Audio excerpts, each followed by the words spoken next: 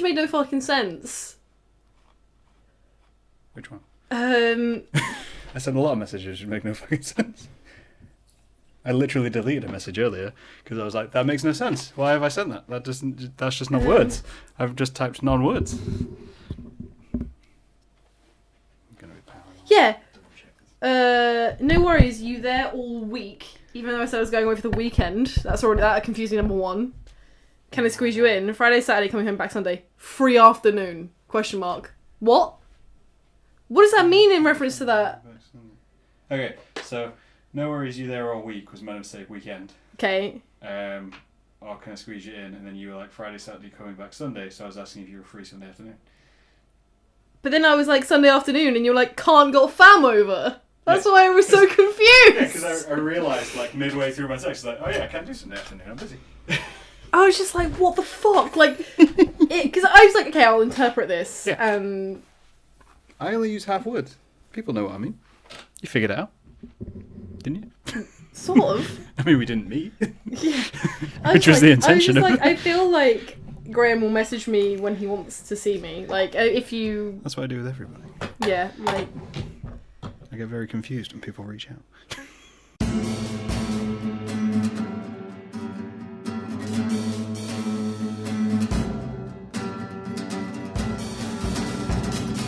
I also don't know if you'll judge me if you just pour it. Do you need it to brew longer? No. I don't know how you feel. It depends on I didn't really equate how much coffee I put into it. Oh, I never do. Brett always measures it, and I'm like... Yeah, I do like a scoop, and then another scoop, and then I'm like, did I put in 4 last time, or did I put in 3 last time? Last time was good. I wish I could remember. And yeah, I just go from there. But welcome back to the podcast. Yeah. Yay! 3rd time. Yes! That's why I was... Yeah, we started a while ago, you were like, oh, it's been ages, and I was like, has? Because I just feel like it hasn't been. No, it seems like really, like, soon ago that you were here. But you were here with Brett last time. But then we're also friends, so I come here a lot, so that confuses me. You could admit that often. I think I'm yours more than you're at mine. Probs, yeah. Well, I see you. I think We meet I just in town see you and quite a I lot. equate that to we spend time together. We go out for coffee a lot. Yeah, which we need to stop doing, me and Brett were saying. Why? Because I think we worked out that we spend outrageous amounts of money on... Yeah, but you go out for coffee more than me. Yes. Considering the amount I like coffee, you're out for coffee way more. All the time. And you always buy pastries. Not always. Or a cake. Not always. Most of the time. Every time I'm there, one of you has a pastry or a cake. Or have had a pastry or a cake. Yeah. So yeah, maybe you need to pull back. Yeah. Oh no, Brett was like, oh, we need to stop, and I was like, yeah, I know, you're the one that keeps suggesting it. I'll just stop offering to meet you in town. Does that mean we're... Well... No, it just means I'll come to your house. Oh, okay, that's fine, yeah. Oh, well, we can come here. Yeah. Although I think I just annoyed some students because I think I stole a car parking space. Like, 4 of them got into this car, and I was like, okay. And they just sat in the car for a while, and I was like, you need to move off because you've parked that terribly for one. It's the space opposite your, like, that little tiny bay opposite your house. Oh, the 2-hour bay, yeah. Well, yeah. So, they were just sitting in the car, and I was like, excuse me, I need to be somewhere. So. Yeah, there's a lot of them about at the moment. I know. I don't know if I like it or not. I'm kind of got a bit reminiscent about it today, but then I was like, I'm not one of these people who hate students. Oh, no. Like, no, absolutely not. Having lived between 2 sets of students... Which we can hear both of right now. Which you definitely pick up audio of either music, shouting, or whatever, for 5+ years. I don't care. And I don't even care about the inconvenience. Like at the weekend, when they all moved in, and you could not get down Calhoun Road. Like, you could not move, you could not drive. It took 20 minutes to get from the Pie Wipe, which is a 5-minute drive away, to get to my house. Yeah. None of that bothers me. It's just the attitudes. But then I don't feel like... maybe it's that old like reminiscent thing where you don't feel like you had that attitude, but at the same time you probably definitely had the attitude of them. Yeah, I totally agree. I think that's what annoys me about it. That I think I was probably that arrogant and that stupid and that annoying. That I'm like, why do I now have to listen to them being stupid and arrogant and annoying? Yeah. It's an increasingly unusual behaviour. What? Just like weird people doing weird things. But then I think a lot of mob mentality goes into freshers. Like, you're going to do things which you wouldn't do on a regular uni week. Oh, yeah. Like, there's a lot of peer pressure. I think it's peer pressure for the whole, like, uni year. You like, think? Yeah, because I think it depends on what niches you belong to, I think. Because I think if you're someone who goes, right, okay, I'm going to join this chill society that meets and is just chill, like... I'd love it. A society which is just called the Chill Society. The chill... No, but you know, like, a society that, That's like... an idea. Either an academic society, which are more, like, relaxed because they're focused on, like, the academic side of things, or you join one that's just, like film society, or anime society, or gaming society, where it's, like, there's things going on every week, but it's not like, let's go get wrecked in town. Oh, you mean like sports societies? Yeah, but I don't want to say that, because I know some sports societies are chill. See, I've never experienced a chill sports. Every sports society, like, regardless of game, frisbee, rugby, football, everything, every single one of them has been super intense. And that's what I mean. Like, and then it also depends on, like, what friends you make. Because then if you don't belong to a sports and society, if you have a bunch of friends that love to go out every week and love to go to the sports and society event and whatever, you get that, like, mob mentality for the entire year. Mob mentality genuinely scares me. Mm. Like, as a thing within society, it terrifies me. I think that's another thing that bothers me about it. It's like today, they were doing some weird thing outside the uni building, the one of many, use word Charlotte, the library. Opposite, that little alleyway between Engine Shed and the library. Yeah. We're doing this weird, like, I think someone was advertising something in a really bizarre way, but it was really, like, a bit like what you were saying, it was, like, really culty. Yeah. It was really, like, they were all wearing, like, red jumpsuits, and they all had these weird phrases and sayings and things on them. Okay. And then there was a guy dressed as a monkey riding a tiny bicycle. See, I kind of like that. That's, like, my kind of weird. Weirder to me is when you get, like, overly helpful, like, sports and societies people who want to help you move. Yeah. But I don't know, friendship scares me. I think you do get people be like, I feel like now I wouldn't share as much as I do with people when I did when I first moved into uni. I mean, is it shocking I didn't join a society? No. I made friends. I wanted to join. The only societies, the most annoying thing about Lincoln was the only sports I wanted to join didn't happen in Lincoln, so you had to pay extra money to get buses. Yeah, that's just stupid. So it was weird that when I got here, when I started, there wasn't a swimming society. Alright.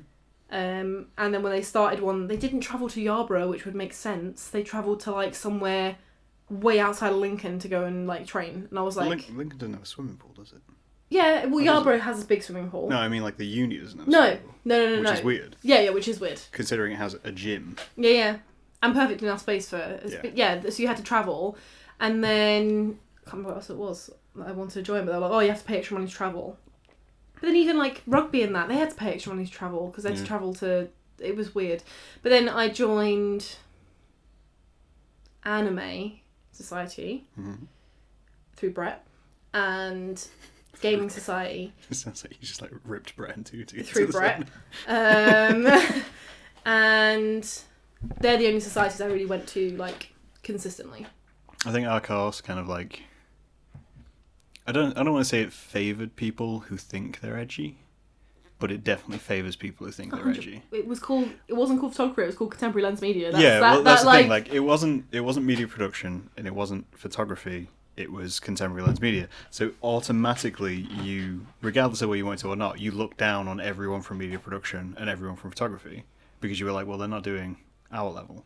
You know, they're not, like, even though they were doing better work at times. Then I think that's a different... But then I don't think that's just isolated to that. Like, we used to absolutely rip into this boy who did sports science, who lived in our building. And then when I met my other friend, we absolutely ripped into him for doing drama. We were like, oh, that's not even... Why have you gone to uni to do that? There's no point. But then, like, in terms of our course was, like, the worst for like, job career aspects. Like, media production at least gives you some realm of how to work in TV or something like that. Ours doesn't. Like, ours doesn't to the point of they don't do the course anymore. Yeah, I know. Yeah, and you're just like, okay, cool. So you spend 3 years doing it and then nothing. But there was just this air of pretension with it all, which completely suited us all. Because that's why we were there. Yeah. To be better than everyone else. It also worries me, and this is going to sound like the oldest man ever, that 19-year-olds look like 12-year-olds. Oh, no, see, I didn't think that. I drove past McDonald's late night, so it was like it must have been like a night last week or something, and there was a bunch of people, and they must have been like 18, 19. They all look like 12-year-olds to me. See, And I realise that I'm old, but... we normally avoid going out on Freshers Week after, like, the first year of leaving uni, because then you look back and you're like, oh, everyone looks like they're a child. They look like a child. I feel like it's creepy if I went on Freshers Week now. Maybe the age difference now, because they are some of them are just 18. Because, like, some of them are just 18, and I'm nearly 30. I feel like that's a creepy situation. But at the same time, I know people who would date that Oh, guy. 100%. Yeah. Yeah, I know, I'm thinking about And it. I'm just like, I don't know. But is it creepy? The thing is, what I love is the evolution of, like, between now and next week. So, like, you went out tonight, right? Yeah. You'd see, like, girls wearing, like, super fancy outfits, jewellery, like, wearing super high heels. And next week, they'll all be wearing Primark bought stuff, like, not saying it's not good, but, like, Primark bought stuff, flats, and they'll be, like, wearing basic stuff, and There they'll be, is like... a gradual decline. Yeah. Especially, like, because, so, like, the way I'd put it is, like, this week, Monday, Tuesday is prom. Yeah. Right? Everyone's prepped. Everyone wants to look their best. They'll be in their finery. They've not done laundry yet. Yeah. They've come with laundry from home. Which basically means everything's pressed. Yeah. Is the other way. And by midweek, because there'll be one of the nights a week where they just have to wear a t-shirt. Yeah. Like something always. they can wreck. Like destroy or something. And then by the end of the week, they'll not have any clean clothes. Yeah, and then that's when the panic sets in. And that's why they go to Primark. Because you don't do laundry. You just buy more clothes. Well, see, I did. The thing is, I didn't, because I knew how to do laundry. I was going to say, I was the exact same. But then it was the same thing. It was like so we had this, like, building, any students that do listen to this, the place that I live still exists. We had this, like, building that had laundry, like, 2 washers, 2 dryers. Were you in Paps? No, Brayford Court. Oh, okay. I wanted to be in Brayford Court. I wasn't allowed. Oh. Because it was full. Oh, okay. I ended up in Junction, and then ended up paying more rent. Yeah, I was gonna say I put down for Courts, Pavs, and something else. See, I don't want to be in Court. But yeah, I put down for Courts, Pavs, something else, and I got this letter saying, like, you haven't got any of these, you're in Brayford Court. And I was like so distraught, like, oh my god, I'm not gonna know anyone. And then but like I literally after like 3 days just like, right, okay, I need to do some washing. Yep. Like, because I was like, not in loads of washing, but I was like, now is a good time. If I mess up this loads of washing, I have time. Yeah. It's fine. And I used to do washing at home. Mum would be like, oh, put the washing machine on me for me, hang the laundry out, like, put things on the dryer, you know what I mean? Yeah. But like, I went to the... What? The pot was just bubbling for no reason. Went to the laundry room, and there was like a guy who was like bashing was like the washing machine, like, oh, the wash's not gonna work. And I was like, what have you, like, talk me through what you've done? And he was like, oh, so I've just put on washing in there and tried to press the go button. And I was like, you need tokens for it to make it go, which they explained to us when we moved in, if you were listening. And you need to put, like, fabric powder, at least fabric powder, maybe some fabric softener in there as well. Yeah. What? Oh my god. But just go to the place, they give you some tokens, you have to buy them, come back, it's fine. Like, it's gonna be fine. Oh, okay. And then I was absolutely fine. But there's people that I knew that just, like, didn't know how. Oh yeah, there's a level of despair when you go human. to meet other people who are your age and don't know how to do things. Yeah. But at the same time, like, I don't know if that's... I know, like, now, our age, that seems like the worst thing in the world. But then when you think of, like, people who have been 18 who probably never had to look after themselves, it's like, yeah, okay, I could see how you've ended up in this situation. You're going to learn fast. Yeah. I think it's something, I could cook, I could do laundry and stuff, but I still think there was an element of growing up that happens that is just thrust upon you. Like, I remember 2 nights in, a bunch of my friends took a bunch of drugs, and I'd never had to deal with that at home because all my friends have been quite, like, if they had done drugs, they'd been like, they know what to do and whatever, like that. They'd never, like, this girl could barely, like, stand up, and I ended up having to, like, carry her home. Yeah. On my, like, second week, I think my drink got spiked. I ended up running off in town, and I don't know where I ended up, and someone ended up just finding me and taking me home. Like, it's like stuff like that you have to deal with, that you're like, oh, like, shit. That's... There is a level of... This is why parents worry. This is the exact reason why parents are so kind of sad or worried when people go away to uni. And you're there like, no, it'll be fine. It'll be fine. Yeah. Don't worry about it. But the thing is, like, I mean, it was fine. Yeah.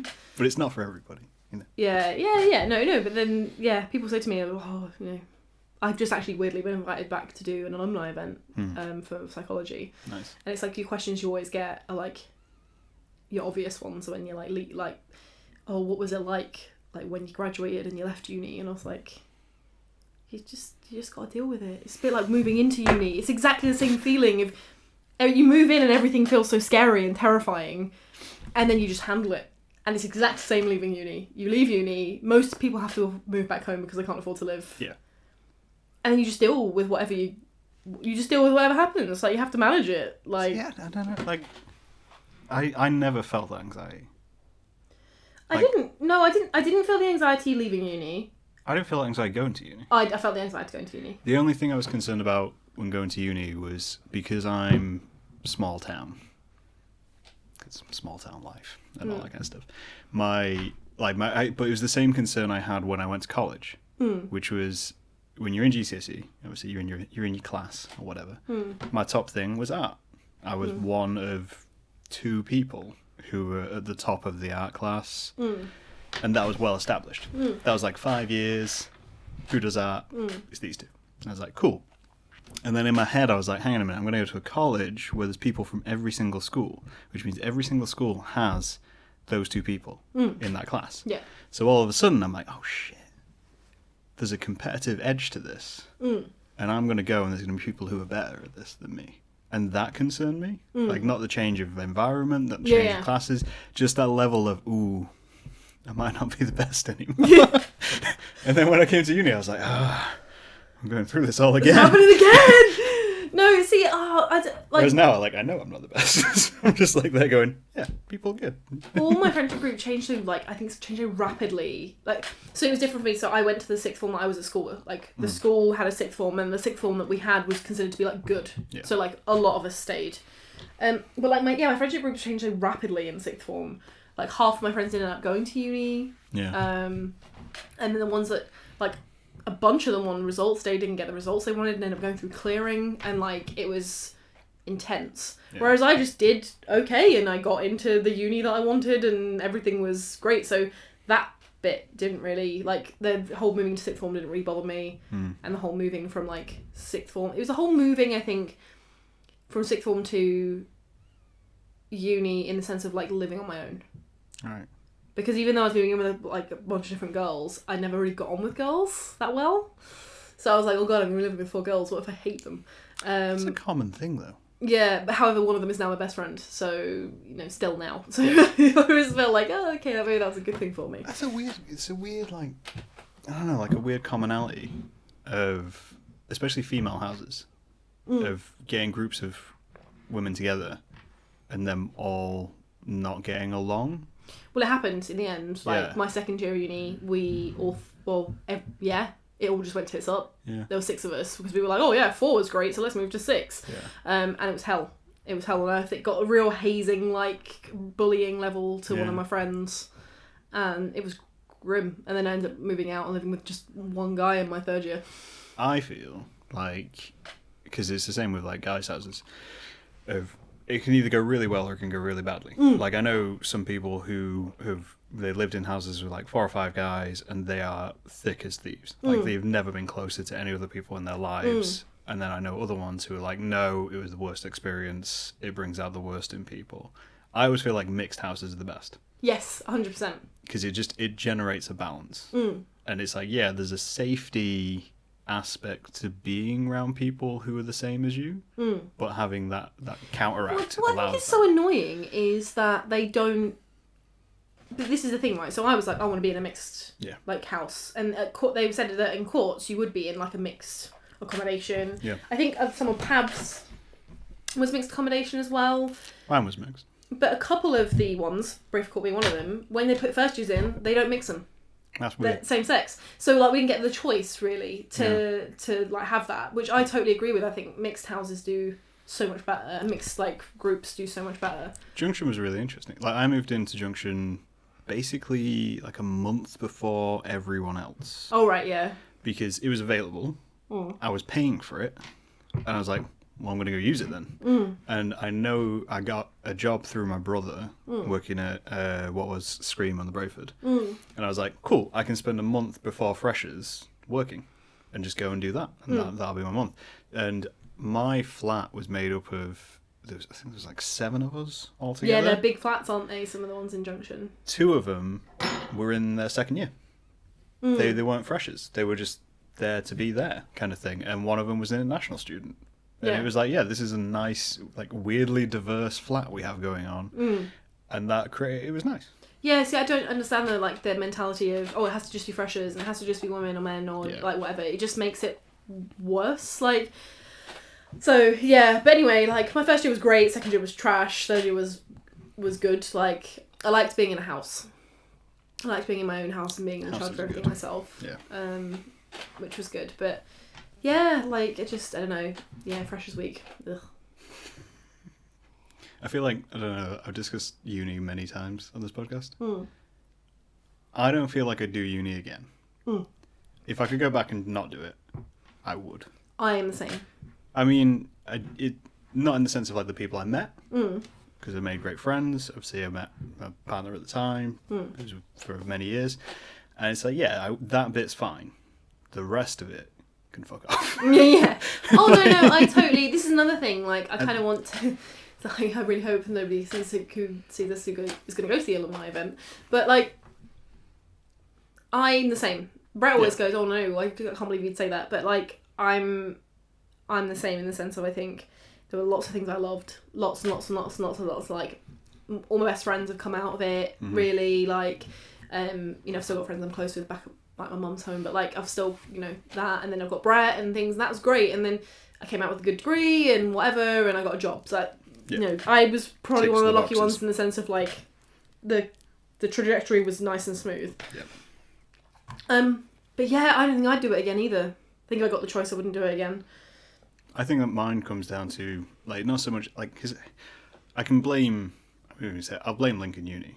I could blame Lincoln Uni, but I won't, because I feel like my situation would have been exactly the same at any uni. Yeah. I just feel like as an institution, it's wrong. But I think that's my problem. My problem is with educational institutions and how they're run, rather than the places or the courses or anything. I was really lucky. The woman who runs this thing is and was the whole time we were at uni, like, go and volunteer, go and do this, go outside, go and do things. Like, it's, even though she taught research methods, she's like, psychology isn't all about research, it's about this and it's about the other. A lot of people didn't listen. But I kind of say to people, like, yeah, you can't just do your degree anymore. I mean, I don't think you could ever really just do your degree, but I think a lot of people 10 years, 15 years ago, actually longer than that now. Yeah, I mean, you used to be able to just do a degree. And then everyone would be like, oh, you've done a degree, that's great. It was a novelty in a way. Like, but now, like, I think you 100% need to, like, put in maximum effort. Yeah, I think that's true of anything, though. Like, I think, because this was something I was discussing with somebody. Wow, brain just good went job, completely. 10 out of 10. It's the old age getting to me. Slowly decaying the back of my day like damp cake. No, I was discussing with someone the other day, like, the whole idea of, like, so you obviously uni's a thing, but then you get into, like, a job or you like anything you want to go into. You can't just get certified for anything. No. Within life, you have to do extra things around it. But you don't at school. No. But that's what I mean, like, you go from school where literally you fill in papers, you get grades, and, like, everything's fine. You get, like, the only thing that I'd say ever challenges you is when you're having to write your personal statement for uni, where you have to say you've done all this extra stuff. That's a very British thing. Because if you're in the US and you want to get into college, you have to do a bunch of extra You have stuff. to start early. Yeah. You have to be, like, in high school going, cool, I'm going to join band. Yeah. I'm going to go do this. I'm going to run the radio. I'm going to do the... I'm going to get all these extra little things which I can tap into. And so when they get to college, that whole idea of doing extra is already there. And then that's why they burn out, because there's no limit in college. There's nothing to go, well, this is where you should stop. Yeah. You know, or this is how many classes you can take. It's like, no, here's one course. Have at it. And that's why people, like, punish themselves. And Same, like, I really respect the Japanese work ethos, like, really. I can't imagine what Japanese uni's like. Yeah, God, I can't imagine. Well, I can, actually, because I watch a lot of anime. You do? So... Yeah, but I don't feel like but zombie high school. No, but I watch a lot of slice of life stuff, so Okay, a lot of real right, yeah. like, life stuff. So we were watching... I've watched all sorts of stuff, but a lot of them, when they talk about students or people at one of the films, one of the Ghibli films, one of the girls, the sisters of one of the girls, goes like into great depth about how she's been studying in Tokyo.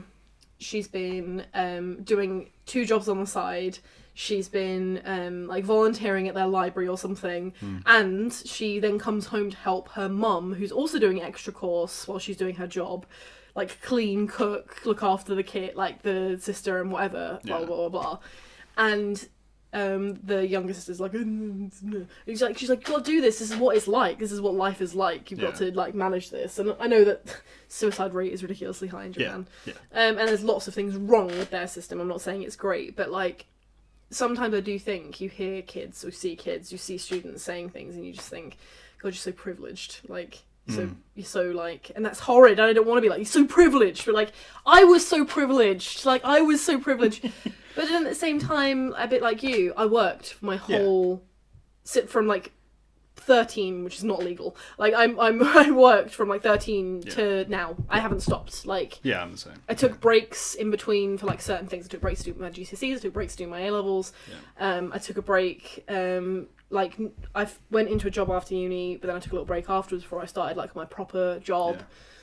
But like, there's other people that you just think, oh God, you never had to do anything. Like, this is... In a way, like, it's like, because I know a lot of people get, like, really frustrated with people who have just, you know, been able to do, like, just their study, or that kind of thing. And, like, for a while, I had that, because it was very much like, cool, what are you guys doing tonight? Oh, we're just going to go do this, that, and the other. And I'm like, all right, I got to work. It's like, oh, why are you going to work? It's like, because my fees don't cover my housing, so I'm going to go to work and pay for my rent, and all this kind of stuff. But at the same time, like, now, there's like, in a way, like a level of pity I have. Because if I had that life, I'd be so bored. Oh, yeah, 100%. And this is like the whole thing of like, this is why I feel, just to generalise hugely, I feel like a lot of people have had a rise in like depression and stuff like that. Are you allowed to generalise? Yeah. Yes, you're in trouble, doesn't it? I mean, I always generalise. I don't stop. I don't generalise. People don't question it. But no, it's just like I feel like there's a rise in like general society and depression is because people are just bored and they're not used to being bored. You know, as creatures, it sounds super scientific. We ain't meant to be bored. We're meant to be doing things, meant to be surviving. So when you remove that survive aspect, it's like, what do? You know, I'm sat here doing nothing. That's making me feel sad. But this is also the way society is built, so I'm doing the right thing, but I also feel really sad. Why don't I feel fulfilled? It's just that internal angst which goes on and on and on and on. Yeah. So when you see that with students, I'm like, all right, cool. You're going to go to uni, you're going to study, everything's paid for, you're going to come out the other side, you're going to get a job, and then what? It's like I was in the gym the other day, and I haven't heard it for such a long time, but I heard that Avicii song. Avicii? Which is... Is that the band who died? Yeah, that's the guy who died. I think it's... But anyway, part of the song is... I can't remember exactly what the song is called. Part of the thing is... It breaks from the music, and the woman's talking to a counsellor, and she's like, yeah, I feel like you're just going round and round. You go to school, you go to get a job, but and they say that it's really living, but all I really feel like I'm doing is dying. Yeah. And I was just like, oh my God, like, yes, like, I heard this. It's like old. I feel like it came out when we were in uni. I was like, I remember this. Like, I remember this feeling. And then I remember that I did it. I just did it anyway. I went along with the okay, I'll get a job and I'll do a thing. Yeah. And I'm not saying that my work isn't fulfilling and I don't feel like I get a lot out of it. I genuinely know what I do helps people. Yeah. And that's great. But it doesn't really change the fact that that's really all it is. I think this is a whole conversation. Like I say like, so it was my dad's 60th. He has worked his entire life. He had an apprenticeship when he was very young. You know, came out of school, went into an apprenticeship, worked forever. So as long as I have known him, he's worked. He has been retired for like a year, maybe less than a year and a bit. He's bored. Yeah, of course he is. He's just bored, and he's like, cool, I need to do something. And he's like me, he sets projects. You know, he starts projects and stuff. And then you get people his age who cannot understand essentially the rise of like nihilism in our generation. And we're all sat there going, how can you not see it? Because, I mean, ignoring geopolitical and all that kind of stuff, just in terms of how you structured society, which was, you get an education, you get a job, you carry on, you make a family, you do whatever, blah, blah, blah, blah, blah. That's not fulfilling as a person. That's bullet points. You know, you can do that in any situation because people do around the world. And we're like, well, you know, why is none of this fulfilling? And they can't see that because all they did to get to their points was work. You know, they had struggle. They had that strife. Yeah. Which we're missing. Yeah, because I suppose as well, like, that's another thing that you miss in the big geopolitical climate of the world, which is we've not got anything that's getting in the way of anything. No. Not yet. No, not yet. Maybe Bringing that's on Brexit. it. Maybe that's what it is. Maybe that's our thing. But like so for example, right? This was great. I realised the other day, my mum was talking to me. She said, "Oh, come in," and she gives me this book, and she's like, "Oh, look at this," and I like read through it, and she's like, "That's my great aunt." And I was like, okay, cool. So I'm looking through it. It's a recipe book. Yeah. Right. She's written it all herself. Of course. And she was like, oh, that's when you did like home economics at school. That's when you did cookery. Like, Yeah. you had Yeah. proper... That's when, like, boys didn't do it. Yeah. It was just girls that did that. And it was, like, teaching a woman how to be a woman. Like, Yeah. this is what you do in your house. She's like, feminists would crawl now if they saw something like this. So I look at the date on it. And it was 1933. Yeah. So she was like, I was looking to start with. She was like, I didn't realise the date to start with. But she's like, I was looking to see if there's any rationing things in place. And she was like, your great aunt was 10 when she wrote this. So they do like cookery, like finishing type things like that you would have had to do back then when she was 10. And her handwriting was like exquisite. I was like, mwah! I couldn't write that like now. Like, it's amazing the handwriting you can get when there's a cane over your shoulder. Yeah, exactly. Yeah. Oh, and I know. My mum, God rest her soul, my nana. My mum was like, my nana was a bitch. Like, she was. My mum says the same thing about my gran. My gran's still living. She was horrid. She was horrid. Yeah. Children were seen, not heard. Yeah. She didn't like girls. She just didn't like girls. She just didn't see the point of girls. Like, they were just useless in the grand scheme of things. That's a general thing. Yeah. That's a general thing with old women. Yeah. That women, and they had daughters, and they didn't know what to do with them. Just didn't know what to do with the little girl. And my auntie, although I have to say, like, she was one of the most, like, just one of the most inspiring women. Like, she didn't get married until she was 40. Okay. Never had any children. She genuinely married, I think back then a lot of women married because they had to. Yeah. I think she genuinely married for love. She got a lot of stick, I think, for not getting married until she was 40. Me still do now. She did, yeah.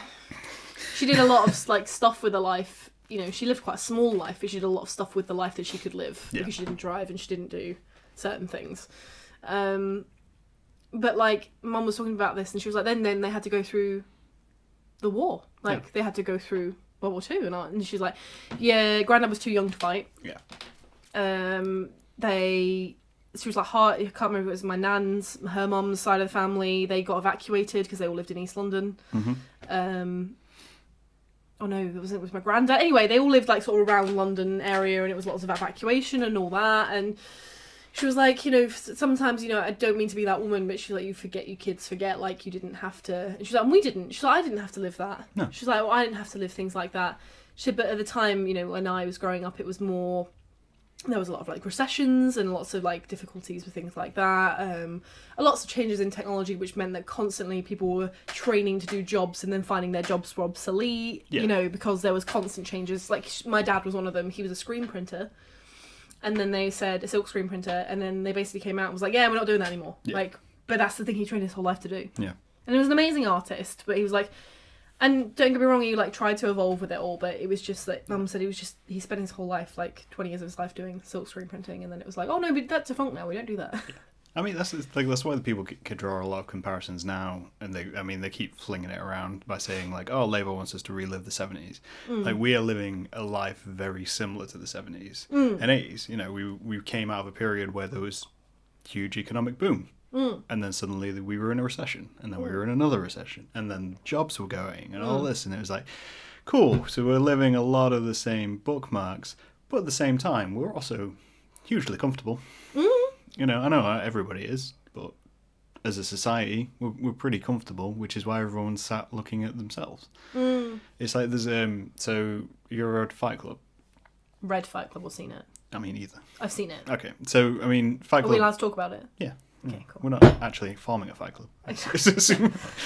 assume that's okay. There's a bi rule maybe in there. But like people idolize the book. I mean, it's one of my favorite books. But people idolize Tyler Durden.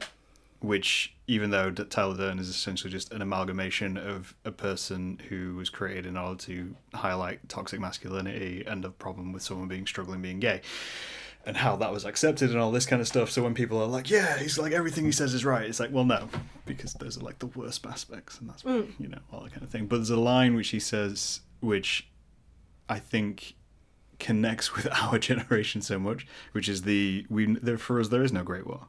You know, there is no Great Depression. Ours is our lives, because we were all taught and told that we were going to be superstars and rock stars and all that kind of stuff, and then we're grown up and gone, oh wait, no, we're not. And that's like a huge realization. But I kind of love that line, because it's just that you sit there and go, yeah, I feel like everybody's realizing that right now. Like, it's not even just our generation. And that's what, like, when I did my dissertation, I wrote about how we live in a dystopia, and we just don't know it, because you wouldn't know it. No. You'd slowly develop into a dystopia, and then you'd be in it, and then it takes a moment to go, wait a minute. Yeah. Yeah. Oh. We're eating people. Yeah. Oh, yeah. And I think that's another thing with the whole, you know, you mentioned it, but it's kind of made me think about it, where we're very introspective as a race of people now, like a whole like human race of people. That's why we do a lot of like identifying a person, you know. Oh, I'm this now, so I not just sexuality and gender and all that jazz, but I'll talk about that in a minute. But like,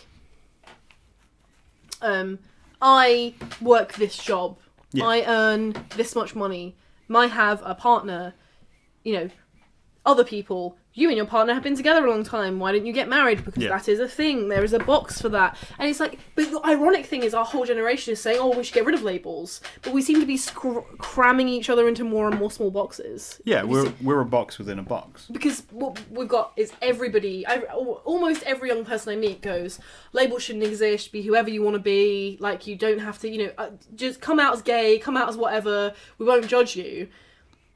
But then by doing that, they're going, oh, we're going to make these exclusive events for these people, and we're going to do this exclusive thing for this person, and oh, you don't fit into that box, so, you know, you're a straight white woman with a boyfriend, why aren't you married yet, and why haven't you had children, because, you know, the times, and you're just like, you're literally a paradox, you're almost a paradox, because you make no sense, like, from that kind of going round in a circle of being identifying and whatever, to then coming round into this. I think it's like a lot of it comes to, as well, like, you get a lot of people saying, oh, you know, why... the general rule is that our generation is more sensitive. Oh yeah. You know, that's the running joke. Why are you all so sensitive? Why are you so upset about this? Why are you spending so much time looking at how we're labeling things or constructing? It's like, because we haven't got anything else to do. You know, we're sat here going, that, you know, and that, when we turn, the thing is that when we turn to people in power and say, you know, it's not okay when someone's racist and xenophobic and whatever, they're like, and? You do something about it. I don't care. Like, because it's genuinely like politicians seem to be doing that. Like the other day, they were talking about, oh, they're going to change the way they're going to put a thing in about parking on pavements. I'm not being funny. In the grand scheme of things, parking on pavements isn't a big issue. Now, some people out there will go, oh, no, it is an issue for some people and whatever. But that's not the big question. Like, the big thing is, why is racism still a massive issue in like football, for example? That's just an example. But like, why is racism still so big in the police? I don't know. I love tiny stories like that. So like the parking on pavement thing. Yeah. Right. Okay. So obviously we're in the middle of the craziest political thing which has ever happened in our lives, right? And we're all sat there going, well, this is fucking weird. We're all learning new words. There's like, I didn't know what prorogation was before this, like a month ago. And I'm like, cool, I'm learning about that. I know what a speaker does. I know how they get elected new speaker and everything like that. And then someone releases a new star. It's like, yeah, they're going to ban parking on pavements. And the world explodes. And I'm like, okay. It's like I'm just going to make a point. So, like, everything happens, and it's like you forget that the rest of the government is still working. Yeah. It's like, yes, there's all these huge issues. Yeah, but there is still a guy working in parking who's like, you know what, we should probably ban this. It's like the Joker when he's, if you don't stick to the, like, if there's a plan and it doesn't go to plan. Nobody panics if there's a plan. No one panics if there's a plan, but if there's not a plan, everyone goes mad. Like, it's that. It's exactly that, because then you're like, okay, cool, like, that's fine. Me and Brett, we went to London this weekend. And we went past Westminster, and I was like joking. I was like, we get off and protest and stuff, and then like Brett's brothers were like, God, I wish, Churchman, there's no point. They're not fucking there, are they? They're not fucking there. You're fucking taking no fucking holiday. And I was like, yeah, I understand. Don't get me wrong. I did a lot of debating at school. Yeah. And that shit is tiring. Like, genuinely, like, very emotionally tiring. I don't imagine that they get a huge amount of support from their colleagues, because it is very, like, dog-eat-dog kind of thing. It can be really, really hard. I actually really respect that Scottish Conservative leader who left recently. I can't think what her name is, but she left when Boris Johnson said he was going to do Brexit, and she was like, I can't handle this anymore. Yeah, I know the story, And everyone was going on about, it's just because of Brexit. But then she, like, made this big statement. She was like, I said to my partner and my child that, like, I wouldn't do this to them again. Like, I wouldn't go... A bit like... John Bercow doing this. Like, I'm not going to do that to them again. Made a promise, and he was like, this takes a lot. Because it's hard. Like, it's hard to do these things. And that's not me saying all these, like, MPs, they should have all this time off. But I'm saying, like, sometimes I think it is... You get this, like... It's like people who hate the Queen. Yeah. We've been paying for the Queen, she doesn't fucking do anything. And you're like, she does actually an intense amount of stuff, and she does a lot to, like, a lot. She does a lot. I mean, I'm not even, like, someone who agrees with the royal family. I generally think it needs to be dissolved and the whole idea of it. But, like, at the same time, it is that you get to a level of forgetting their people. It's like that thing of, like, I always, like, so I love reading, like, the recent one with David Cameron. Released his big memoirs and all this kind of stuff. I love reading that stuff. Yeah. I love reading the after Iraq Tony Blair shit. I love reading George Bush and finding out that he does paintings and all this kind of stuff. I love reading it because you just like sat there like, this was the person who was in the press constantly saying all this shit, but at the same time they were going home and sitting down on a settee and being like, whew. Yeah, exactly. You do forget that was a bloody day. You do forget they're people, and I think that sometimes it's really harsh when you hear people saying things because, just briefly going back to the royal family, I won't go on about that because I kind of appreciate them a lot. But essentially, what the royal family are doing is they are dissolving themselves. Yeah. If you look at when she had her Diamond Jubilee, they looked at what the Queen had done in her reign and the amount of countries she's given back. Basically, she's given back and said, you don't belong to us anymore. Like, that's it. Like, you can go and do your own thing now. Like, this is not right for us to do.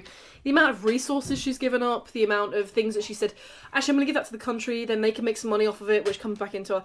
And then you got people like, why did they redo Buckingham Palace? And everyone's like, because it was actually dangerous. Like, because there was actually, like, holes in the floor and the ceiling and all this stuff. It was a waste of taxpayers' money. And you're like, what? Like, I feel like... look at the bigger picture, bro. Like, it's not that bad. My whole thing with the Queen is it's not even so much like the royal family as a structure. So it's like the whole. So obviously, to suspend Parliament, Boris Johnson had to talk to the Queen. Yeah. And she had to say yes and then agree, and then thus she's actually the MP of Britain at the moment during the prorogation, and that's a whole thing. But at the same time, you realise that's fake. Yeah. None of that's real. Yeah. It's just tradition as it stands.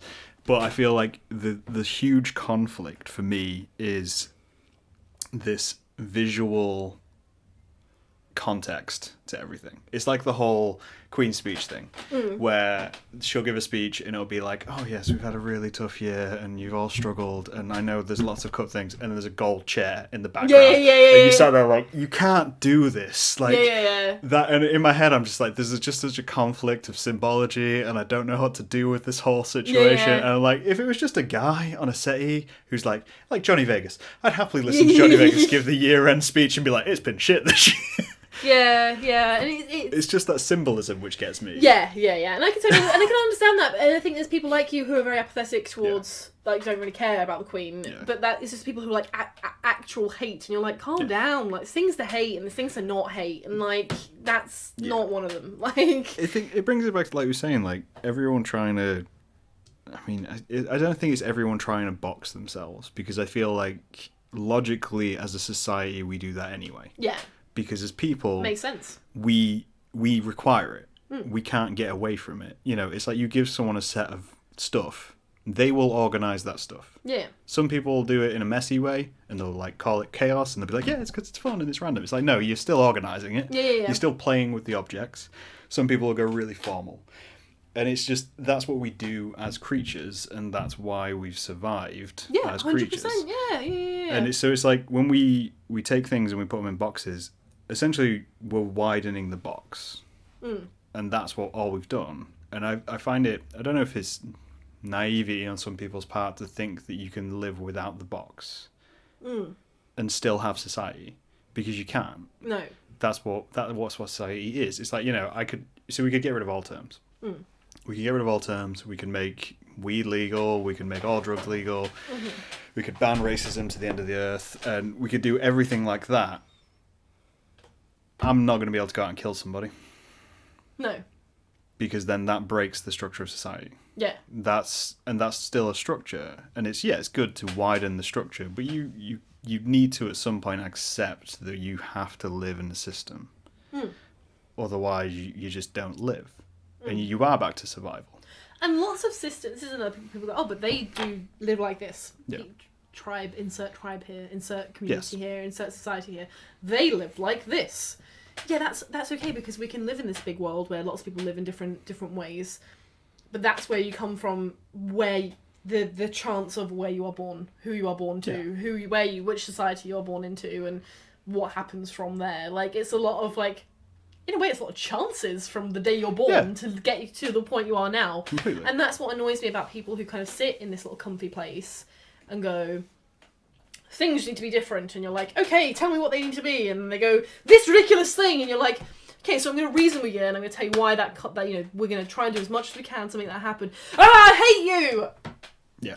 Okay, like, that's... But that's the thing. I think people need something to fight. Always. Yeah, always. Again, because it's just, like, I mean, I wrote a thing ages ago which was about a society which essentially just achieved inner peace.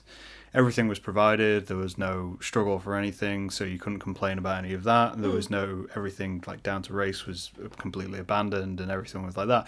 But they watched blood sports. And it was because they needed something to feel competitive about.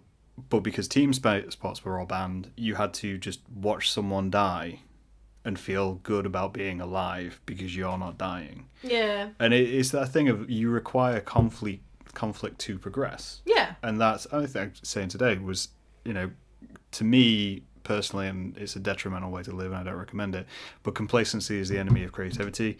So as soon as you become complacent, as soon as you accept that you're at a level, you stop growing as a person, you stop achieving. See, similarly, I went to a poetry event recently, and I haven't been writing for ages because I've been exceptionally busy. Yeah. Like, and that's not me being not complacent, just literally, that's just like, life. Constant. As soon as I stopped, not long before this poetry show, I started listening to job. I finally sort of settled down in the things I was doing. My brain was like, here's all those things that you've been doing. I always write down. Like, so my brain suddenly starts going, oh, right, okay, I need to... So in that moment of complacency, that moment where you go, oh, okay, everything's calmed down, it's all relaxed and whatever, I go, okay, right, I'm going to actually start. I'm going to crack on. I'm going to see what I can do. I'm going to see what I can fit into this. Yeah. But then again, this is another thing I feel like sometimes some people don't have an outlet for that thing. No. Because a lot of things get judged badly. art, gaming, any other form of poetry, like spoken word, Yeah. rap, music, any kind of music really. Musicians are always under fire, but for something or another. You get all that, like... They're just terrible people. You get, like, people... So then people go, oh, no, I'm going to have to sit and I'll watch, like, soaps, because that's what people do. Like, people who work a 9 to 5, they come home and they eat their dinner and they watch a soap. You can't lose at entertainment. Yeah, no. That's essentially. I mean, that's the great, like, the thing which everyone says is, like, obviously TV's the great anesthetizer, because it numbs you. Watch TV, watch a film, because you can't lose at it. No. You can't lose at going home and eating a ready meal, because you didn't try. You already accepted it's gonna be crap. Yeah. And it becomes that kind of complacency thing. It's like when people get into a job and it might be the job they've wanted their entire life. Yeah. And then a year in, they're like, I've got the job I want. I'm working where I want. I'm living how I want. Why aren't I happy? It's like, are you challenged? Do you find that job easy? Because you've been in it for a year, you've learned everything you do. You're gonna have to expand out. Which again, I think that brings us back to, like, the uni. It's like, you need to expand out, because otherwise studying will just kill you. Yeah. Like, everything will just kill you if you just do one thing. Yeah. The best question I ever had at that alumni event was, wasn't that scary? So when I got the job working at Action, people who use substances, wasn't that scary? And I was like, every day you'd come in and be like, who's going to try and kill me today? Like, not actually try and kill me today, but like, who's going to come in and shout at me? Yeah. Who's going to forget to pick up their medication and then give me an angry phone call? Who's going to, or if it is quiet, you think, okay, maybe I should check on them because this is too quiet. Like, I'm a bit worried about them. Yeah. So she's like, isn't that scary? I was like, yeah.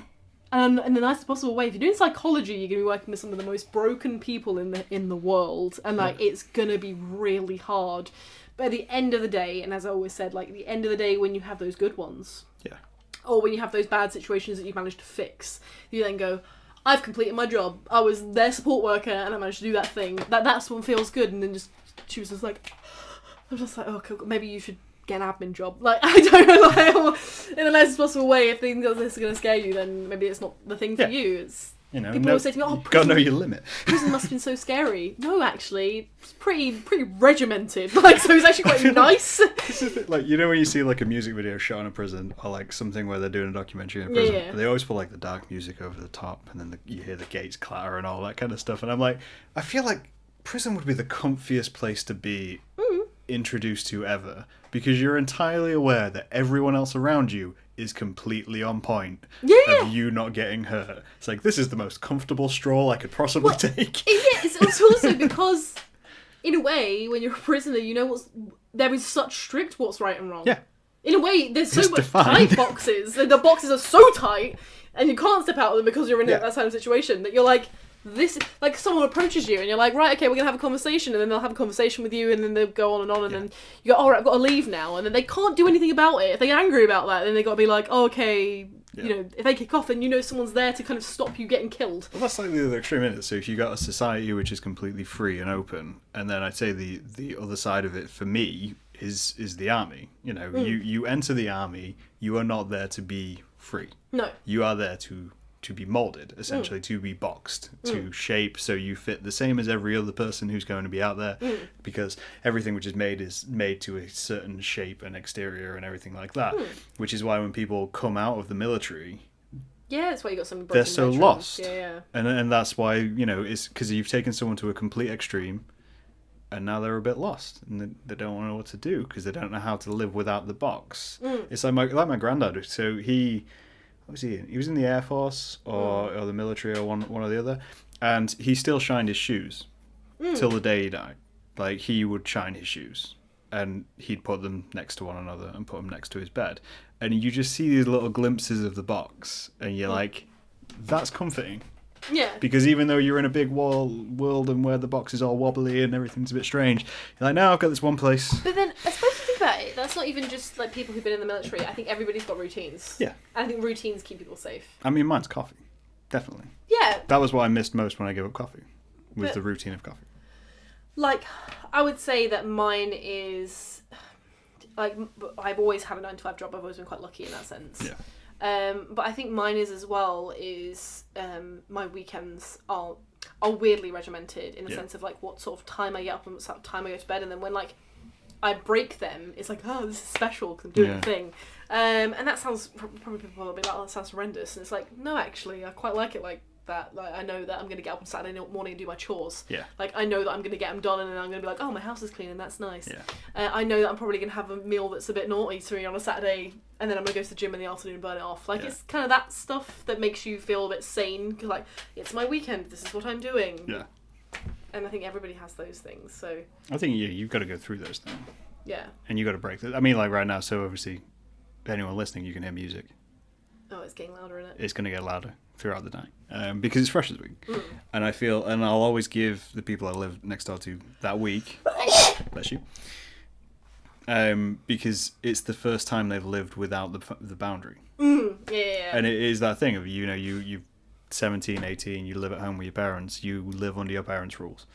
So it's the first week you're going to have in your entire life where none of that applies and there's no repercussion for what you do apart from what you damage yourself. Yeah. And you are going to damage yourself. I got glass on my feet the first week of uni. You're going to hurt yourself. You're going to hurt somebody else. Yeah. There's a lot going to happen in that and you're just like, cool, you need that. You need that learning experience. And I feel like you have to continue that. And I'm not saying, like, continue to hurt yourself throughout uni. But you need to push that boundary each time. Yeah, I think in a way it's like an elastic band, isn't it? At uni, you go, okay, so how much can I push this until it breaks? Right, okay, cool. Like, the worst I could get was this. So I'm never going to get that bad again. Or, like, even in a way, the best. Like, oh, I did this, was the great thing. And I'm probably maybe never going to get to that point again. Or that's, like, my ceiling in a way. Like, and I think that's something that you definitely learn at uni because you're just like this constant like molding of this. Okay, this is what I can and can't do. I think that's the one benefit. That's one thing I was saying. I wouldn't go back to uni. It's the one thing I think that helped. Me because there's some of my friends who didn't go to uni who do live this very kind of small town life and a small town head and this. Oh, this is this and that's that. And I think sometimes when you go to uni, your mind is sort of opened a little bit to other things. Yeah, I feel like you learn to fail. Yeah. And I feel like that's something which everyone needs to do is learn to fail. Yeah. And that's what we don't necessarily teach people because you teach people how to succeed and you teach people like the whole thing with like participation trophies. You're teaching people that anyone can be a winner. But you take away that aspect of what happens if you do fail and then people get hugely over the top about it because they've never learned to fail. Yeah. And it's like, you lose. And that's part of life. You get over it. Yeah. And you do it again. You lose again. And sure, if you lose all the time, then that's going to get to you. Yeah. But everyone needs to learn to fail. But I think that contributes towards that depression feeling of like when you're complacent and you're not doing anything, and then you think, oh god, I'm not doing anything, I'm a failure. That it kind of goes, but then you're like, okay, that's okay. Sometimes it's like some days I go to the gym and I'm literally walking to the gym and I'm like, I don't want to be doing this, and then I think, right, okay, though, I would be a failure if I didn't get up at least to try. Like, I didn't get up and go, like, oh, I've got to get out there and try. And then when you get to the gym, you're like, I can do better. And you think, like, oh, I can, now you always push yourself. But I think you've got to have the mentality to be able to do that. Like, in the pool today, I didn't want to be there. But I just was like, right, I've got to go. I've got to do it. Like, a bit like when you're jogging and your leg's being broken. I have a very different attitude. See, I when I run and I can't do it anymore, I keep going because I hate myself. I'm like halfway through and I'm like, fuck you, Greg. Yeah, that's how I feel. I'm in the pool and I'm thinking, like, I've got so many events coming up. Yeah. Like, I got so many things that are going on. I've got so many things I want to look nice for and so many things I want to, like, lose weight for. And I'm there in the gym, like, in the pool. I'm literally like, bright red, sweaty, nice bright yellow swimming hat on for anyone that wants to visualize it. And then I'm like, no, keep going. Like, it doesn't matter. You've been this before. You've been, like, you're not dead, are you? Like, you touch the bottom, so it's not going to kill you. I went for a longer one today, and it was, like, 3 minutes. Which is the most I've run in like a continuous like set, and it's like sets of running. It's intervals, yeah. You're doing like I'm doing couch to 5K, yeah. It was like 3 minutes, and I was on the last 3 minute run, and I was just like, "This is fucking. I'm dying. Like everything in me is dying." I was like, "But I haven't fallen over yet. If I fall over, that's when I know I've gone too far."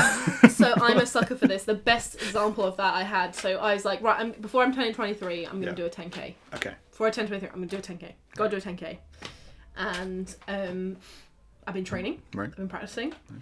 The year before, I'd done a 26-mile walk. Yeah. If I were to raise money for breast cancer charities, with my family, and I'd done the most preparation for that. I'd absolutely smashed that. I thought I was dying for a couple of days afterwards, but my mum and my aunt, bless them, they were like, "Oh, it'll take you 9 hours to do it. It'll be a long time." We managed to get it done in 7 hours 20 minutes, which they were like, "That's way better than we thought you'd do." So when I did this run, everyone in the office was betting on. I said I wanted them to because I wanted them to raise money for me, but they were betting on times that were ridiculous. Oh, it's going to take you 2 hours to do a 10k. What? Oh, thanks guys. Told you didn't train, but really, that's. So I hadn't before the day done a full 10k running. Okay. I hadn't got there. Yeah. I'd done 7k, and then just died. Absolutely flat out died. But I also struggled to do road running practice when I was so I did a lot of it on treadmills. Yeah. Which my brother had done at the marathon, and he said, you need to get out on the road. But every time I tried to get out on the road, I don't know whether it was just anxiety. I don't know what it was. I'd get 2 minutes in and I knew I could run longer and I'd be like, no, I can't run anymore. My legs, it was I'd seize and I couldn't do it. On the day, Brett, my friend Chris, and my mum came and I ran the full 10k. And at 8k, I thought I might die. Yeah. It was Run Flat by Run. Where he hits the wall. Right, it was exactly like that. It was exactly like that. So I saw the 8k sign. It was it was in London. It was right by St Paul's Cathedral. I saw it and I was like, right. And then my mum had said to me, oh, your brother might appear at some point on the course because he lived in London. And I rounded the corner and I was running and literally, I tripped. Yeah. Because races, this is another thing people don't tell you, races are pretty aggressive. Yeah. People push you out of the way and stuff. It was raising money for charity, so I didn't think people would be so aggressive. People pushing you out of the way. And because I was so weak at this point, I was like, this guy that pushed me, fell up a curb and I thought my leg was going to break. Yeah. And I didn't stop. But in a way, again, that Run Fat Boy Run, I did that weird hop, run thing. And I was like, okay, go, keep going, can't walk. And so at one point I sort of slowed to walk, but my legs couldn't stop. It was I'd got that pace going. And then my brother was there, and I have to say the one thing I'll say is that the power of encouragement. Oh yeah. He sort of walked alongside me and was like, Charlotte, you're alright. I was bright red, I was wheezing, and I was like, I think I'm dying, Ben. And he was like, and he'd done marathon. He was like, Charlotte, you can do it. You're absolutely smashing it. You got 2k left. It's nothing. Compared to what you've just run, that's nothing. And he followed me probably until the 9k mark, and absolutely pushed me on. And I did the full 10, and I've never felt so good doing it. But before then, practicing all this stuff, I couldn't get my head into it. But I think on the day I was like, there's other people here. I can't embarrass myself. My family are watching. I can't do this to myself. And I think you put all that pressure on yourself, and you're like, I've got to do this. I always think that if you're gonna fail, you should fail spectacularly. Yeah. It's I'm going to be shit at this. And I think I do that with everything. Pool, arcade machines, literally anything. I'm like, I'm going to be crap at this. But if I'm going to be crap at this, it's going to be hilarious. I've got to be good. Someone's going to remember this as the worst fuck up imaginable. Yeah. And I'm going to be that guy. Well, I nearly threw up at the finish line, and my mum was like, Jesus Christ, Charlotte, what the hell? And I was like, well, I ran, literally tried to sprint the last, 100 metres. Gosh, you did. Because I was like, I'm going to push your phrase just last 100 metres. Just make it quicker. Just end it out. And I nearly threw up at the end, and I had a flashback at that moment where I'd run the 1500 metres at school, and I did throw up at the end. Yeah. In front of my whole class. Oh, I could imagine. Yeah. And then I just thought, but then I didn't throw up. And I did throw up when I was 16, and I was meant to be incredibly much fitter then, when I was 16 running the 1500 metres. So actually I've just run 10k and I've not thrown up, so... Nailed it. But yeah, that's the kind of failure thing. I think I wanted to do it before I did, and then you think, I can't fail, I've got to keep pushing myself, keep pushing myself. And there's people you saw dropping out left, right and centre, and I thought, no, it can't be me. Be one of those can't be me. It can't be me. But yeah, I think that's a good message to end on. You've got to learn to fail. You got to learn to fail. You have to. Because in other times I've, thrown up when I was 16, fallen off horses when I used to ride. You get back up and you go, that killed, and that really hurt, and that was horrible and embarrassing and stuff, and then you go, right, I'm going to not do that again. Yeah. But people who never fail, people who are, you never learn. People who never fail kill themselves at 30. That's great message to end on. People who never fail kill themselves at 30. And on that bombshell, we'll talk to you guys later. Thank you for coming, Charlotte. Bye. I was going to say, what do I need to do?